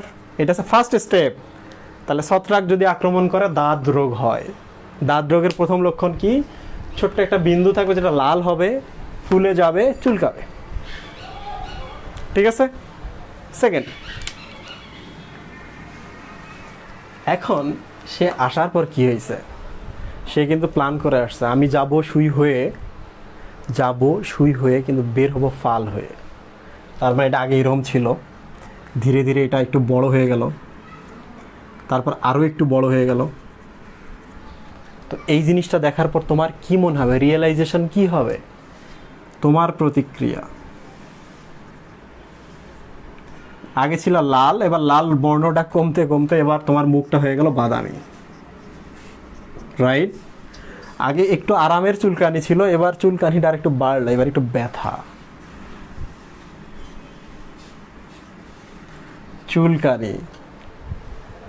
আগে তুমি ফুলে গেছিলা, এখন কি ঘটনা করবে? তুমি তো এখন জোরে জোরে চুলকাইতেছ, একে এরকম করে খাও যাইতেছ। এখন সে কি রেসপন্স করবে? তার কি চুলকানি বেড়ে যায়? তার কি হাত আছে ছত্রাকের যে তোমার এই খামচি দিবে? নাই। তাহলে সে কি করবে? থুথু দিবে তোমাকে। তুমি চুলকাচ্ছ, তারা বাইর করে দেওয়ার চেষ্টা করতেছো, এখন কিন্তু সে তোমার থুতু দিবে। থুতু মানেই হচ্ছে আঠালো, তরল বা আঠালো রস। ক্লিয়ার? আর ছিল কি হয়ে সুফি ভাই? সুই হয়ে। এখন কি হচ্ছে? ফাল। একটা সময় কিন্তু আগুন লেগে যাবে তোমার সাজানো সংসারে, তোমার সাজানো হাতে আগুন ধরাই দিছে।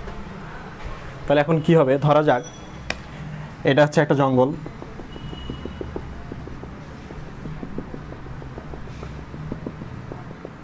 জঙ্গলে যদি আগুন লাগে এই জায়গায়, তাহলে আগুনটা কি হবে? ধীরে ধীরে বাড়তে শুরু করবে। এখান থেকে বাড়লো, এতটুকু হয়ে গেল। মাঝখানের গাছগুলো কি খাওয়া শেষ? আরও একটু বাড়বে আগুনটা, এইরকম। ক্লিয়ার? খেয়াল করে দেখো, মাঝখানে কিন্তু গাছগুলো আগুনে পুড়ে শেষ। মানে এখন সে আগুন হয়ে গেছে, কিন্তু শুয়ে ঢুকছে ফাল হয়ে, দেন আগুন হয়ে গেছে। তো এখন দেখো মাঝখানে কিন্তু গাছটাই, মাঝখানে কিন্তু আগুনও নাই। তাহলে এখন ছত্রাকটা ধীরে ধীরে বাড়বে।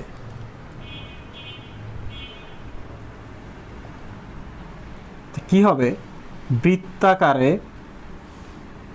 বাড়বে। তুমি তার চুলকাইছো, এখন সে বৃত্তাকারে বাড়া শুরু করছে। 2 বৃত্তাকারে যদি বাড়ে মানে আগুনের মতো, তাহলে মাঝখানে গাছগুলো আগে মরে গেছিল না সুফি ভাই?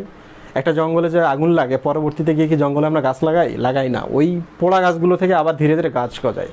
তার মানে এই যে মাঝখানটা আবার স্বাভাবিক হওয়া শুরু হবে না? হবে কি না? তাহলে আবার মাঝখানটা স্বাভাবিক হয়, মাঝখান স্বাভাবিক হয়ে যায়। চুলকানি বাড়বে না কমবে? চুলকানি কি হবে এখন? আরও বাড়বে। তোমাদের একটা স্পেশাল ট্রিক শেখাই দিই। এখন তুমি যদি চুলকাও, মাঝখানে চুলকাবে না, চুলকাবে এই জায়গাগুলোতে, কারণ ছত্রাকগুলো এখন এই জায়গাতে আছে। তাহলে এই জায়গাগুলো একটু উঁচু হবে না? আঠালো রস থেকে বের হবে? এখান থেকে বের হবে না, যেখানে ছত্রাক আছে সেখান থেকে বের হবে। এখান থেকে ছত্রাক থেকে আঠালো রস ক্ষরণ হবে। ঠিক আছে, আমরা কিন্তু লাস্ট লাইনে চলে আসছি। এখন সুফি ভাই আমরা কিভাবে তাকে প্রতিহত করার চেষ্টা করতেছি? চুলকানির মাধ্যমে। চুলকাই যদি, তাহলে নখগুলোতে আসলো না? দেখো কিন্তু নখে আসছে। তাহলে আমাদের যে নখগুলো আছে, নখগুলো এখন আক্রমণ করবে। তাহলে নখগুলো কি হবে? মরে যাবে। মরে গেলে কি বর্ণ চেঞ্জ হয়ে যায় না? নখের বর্ণ চেঞ্জ হবে। একটা সময় নখগুলো ভেঙে যাবে না? ভেঙে খণ্ড খণ্ড হবে।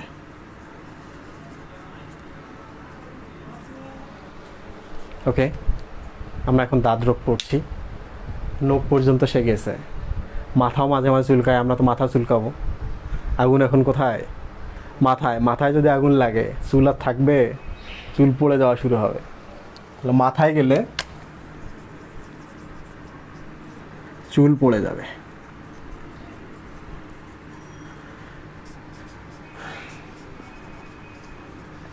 আজকে আমাদের গল্প শেষ, কিন্তু লাস্ট 5 লাইন, সেটা হলো জিতে গেল কে? তামিমের মা। জিতে গেল ছত্রাক। ছত্রাক এখন এই অবস্থা। হেরে গেলাম আমরা, তাহলে আমরা 0। রাইট? খেয়াল করে দেখো, ছত্রাকের আক্রমণটা শেষে এরকম বৃত্তাকার হয়, আংটির মতো হয়, বা রিং আকৃতি হয়। রিং। এই জন্যই কিন্তু এটাকে বলা হয় রিং ওয়ার্ম। রিং কেন? কারণ এটা বৃত্তাকার আংটির মতো। ওয়ার্ম মানে হচ্ছে পরজীবী। আমরা তো জানি যে ছত্রাকগুলা পরজীবীর মতো আমাদের দেহ থেকে খাচ্ছে, এই জন্য এটাকে বলা হয় পরজীবী। যদিও এটা কিন্তু ওয়ার্ম না, কৃমি না। ক্লিয়ার? তাহলে আমাদের গল্প শেষ, আজকের ক্লাস শেষ। তারপর আমি একবার বলি, প্রথমে একটা পয়েন্টে আক্রমণ করবে, লাল হবে, ফুলে যাবে, চুলকাবে। দেন ধীরে ধীরে বাড়বে, তুমি যে চুলকা আঠালো রস ক্ষরণ হবে, চুলকানিও বাড়বে। বর্ণটা হচ্ছে বাদামি, মানে এখানে আইস তৈরি হবে, আইসগুলো বাদামি হবে। লুক এদিকে সবাই। তারপর যখন বৃদ্ধি পেতে পেতে এটা বৃত্তের মতো বাড়বে, মাঝখানটা ভালো হয়ে যাবে। এখন তোমরা বলো তো, কমেন্টের মধ্যে আনসার দাও যে ছত্রাক কি এমন করছিল যে এখন সে বাড়তেছে, মাঝখানটা আবার আগের মতো ভালো হয়ে যাইতেছে, এইরকম বর্ণ আবার ফিরে পাচ্ছে। প্রথমে লাল ছিল, পরে বাদামি হয়েছে, আবার আগের মতো ত্বক কেন আমরা মাঝখানে পাচ্ছি? কমেন্টের মধ্যে আনসার দাও তোমরা।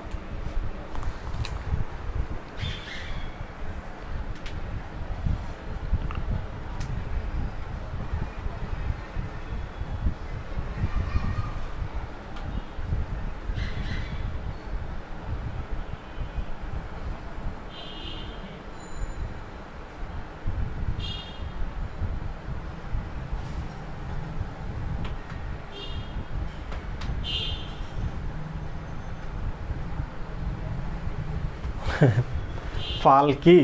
সুই তো সরু, লাঙলের যে ফলাটা আছে, যেটা মাটি ভাগ করে যায়, এটাকে ফাল বলা হয়।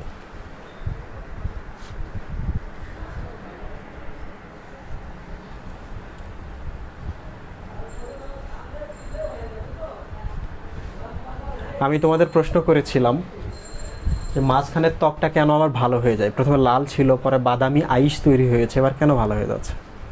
এর কারণ হচ্ছে ছত্রাক কিন্তু আমাদের ত্বকে আসে, আমাদের ত্বকের এই উপরে একটা আবরণ আছে, এর নাম হচ্ছে ক্যারাটিন। ক্লাস কিন্তু শেষ, এই ব্যাখ্যাটা দিয়ে আমি শেষ করব।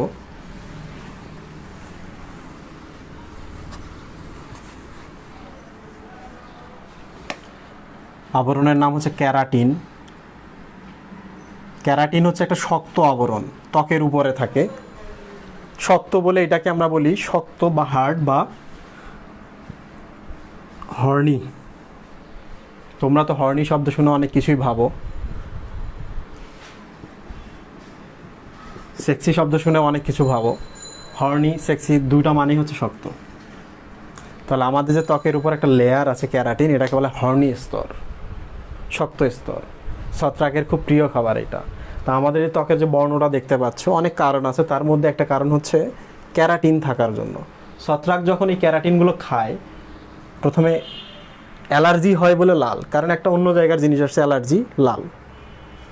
বাড়া শুরু করে তখন ওই জায়গায় ধীরে ধীরে পেল হওয়া শুরু করে, মানে কি আগের ক্যারাটিনগুলো খাওয়া শেষ, এই জন্য এখন হচ্ছে বাদামি আইস।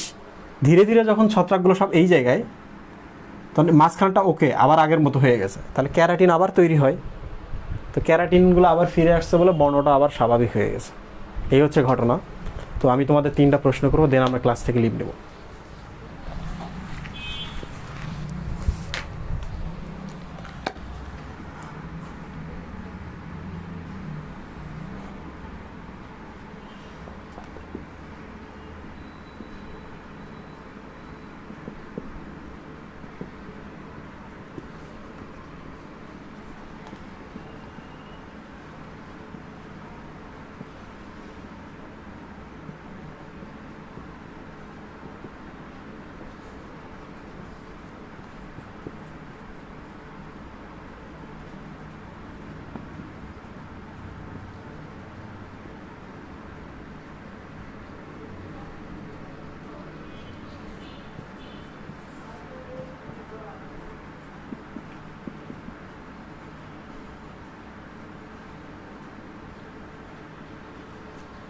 চারটা প্রশ্ন, এই 4টা প্রশ্ন শেষ হলে আমরা আজকে ক্লাস থেকে লিভ নেব। 1 নম্বর হচ্ছে আক্রমণ যখন করে, প্রথমটা আসে তখন কি বর্ণ হয় আক্রান্ত স্থানের? কিছুক্ষণ পর ওখানে যে আইসটা হয় এটার কি বর্ণ হয়? যখন বৃত্তটা বড় হয়, বৃত্তের মাঝখানের ত্বকটা আবার কেমন হয়ে যায়? 4 নম্বরটা হচ্ছে কেন এটাকে রিং ওয়ার্ম বলা হয়? ছত্রাকের আক্রমণকে কেন রিং ওয়ার্ম বলা হয়?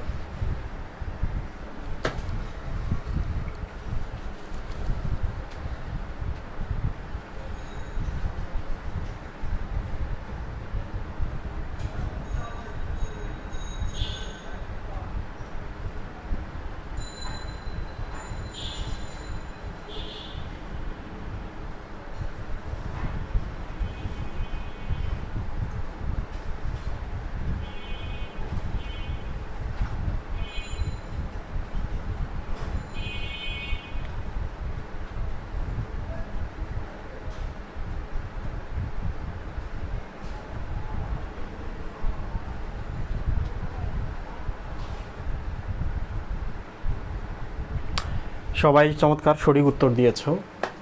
প্রথম যখন আসে লাল হয়, কারণ কি যে কোনো বাহ্যিক জিনিস আসলে আমাদের শরীরে অ্যালার্জি হয়। তোমরা তো জানোই অ্যালার্জি হলে আমাদের নাকটা লাল হয়ে যায়, তাই না?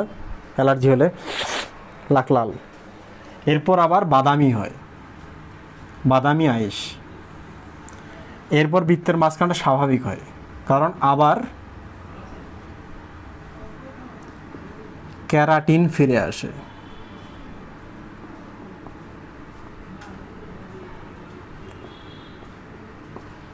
রিংওয়ার্ম কেন বলা হয় আমি আরেকবার বলি ক্লাস শেষের আগে। রিং মানে হচ্ছে আংটি। খেয়াল করে দেখো মাঝখানটা কিন্তু নাই, বৃত্তাকার হলে কিন্তু এরকম হইতো। রিং মানে হচ্ছে আংটি, তার মানে মাঝখানটা ফাঁকা। তাহলে ছত্রাক যদি কোথাও আক্রমণ করে এইরকম, মাঝখানটা স্বাভাবিক, শুধু এই জায়গাগুলোতে ছত্রাক থাকবে। ঠিক আছে? তাহলে আমি যদি ছত্রাক পরীক্ষাও করতে চাই এখান থেকে নিয়ে, তাহলে আমি এখান থেকে একটু খামচে তুলে নেব, নিয়ে পরীক্ষা করব। ঠিক আছে? যেহেতু রিং, এই কারণে। ওয়ার্ম মানে হচ্ছে পরজীবী, কৃমি। কৃমি মানে হচ্ছে পরজীবী। কেন পরজীবী বলা হচ্ছে? কারণ ছত্রাক এখানে এসে তো তোমার শরীরের ভেতর থেকে খাবার নিয়ে বেঁচে আছে। কৃমিরাও আমাদের শরীরে খাবার নিয়ে বেঁচে থাকে, তাহলে কৃমির সাথে মিলছে বলে আমরা এটাকে ওয়ার্ম বলছি। ওয়ার্ম মানে কৃমি, কিন্তু সে কিন্তু কৃমি না, স্বভাবটা কৃমির মতো এখানে। ক্লিয়ার? তো ঠিক আছে, আজকে আমাদের ক্লাস এখানেই শেষ। তোমাদের যদি কোনো প্রশ্ন থাকে, তোমাদের যদি কোনো কিছু জানার থাকে বলতে পারো খুব দ্রুত। 5 মিনিট আমি সময় নেব, তারপর আমরা ফার্স্ট ক্লাস থেকে বিদায় নেব।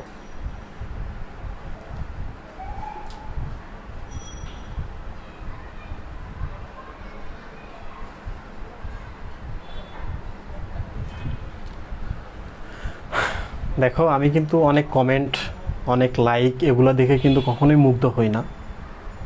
কারণ হচ্ছে আমি আমার জীবনে অনেক কমেন্ট, অনেক লাইক পেয়েছি। অনেক কমেন্ট, অনেক লাইক বিক্রি করে চাল ডাল বাজার করেছি। তাহলে আমি চাই যে অ্যাটেন্টিভ কিছু স্টুডেন্ট, আমি যাদের ক্লাস নিচ্ছি ওরা আসবে, শুনবে, কোশ্চেন করবে, কোশ্চেনের আনসার করবে, দেন বিদায় নেবে, মায়ের ছেলে মায়ের কাছে ফিরে যাবে। তো যাই হোক, আজকের অভিজ্ঞতাটা ভালো ছিল, অনেক মানুষের সাথে আমরা একসাথে ক্লাস নিয়েছি।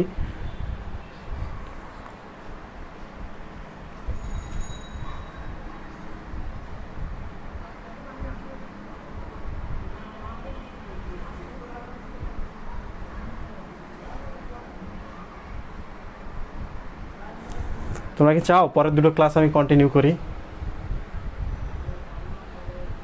আমি কন্টিনিউ করব, তবে একটা অনুরোধ, কমেন্টের মধ্যে এই যে মজা চলে এগুলো আমি না হলেও চলে, তোমরা আসো, ক্লাস করো, কোশ্চেন করো, আনসার শোনো, তারপর চলে যাও। বায়োলজি অসাধারণ একটা সাবজেক্ট। আজকে তো আমি শুধু গল্প পড়াইছি, কিন্তু আমি যখন ব্যাখ্যা করা শুরু করব তখন তোমারই মনে হবে যে হিউম্যান বডি এত মজার, প্রত্যেকটা জিনিস ব্যাখ্যেয়, ফিজিক্স, কেমিস্ট্রি, ম্যাথ বলো, ওখানে যেমন এক লাইন পড়লে পরের লাইনটা আসে, উপরের লাইন থেকে তো পরের লাইন আসে, বায়োলজিও সেম, কোনো কিছুই আকাশ থেকে মানে শূন্য থেকে আসে না, নাজিল হয় না, সব কিছুরই ব্যাখ্যা আছে বায়োলজিতে। তো যাই হোক, সবাইকে অনেক ধন্যবাদ ক্লাস করার জন্য। ভালো থাকো, সুস্থ থাকো, করোনা থেকে সেফ থাকো। আল্লাহ হাফেজ।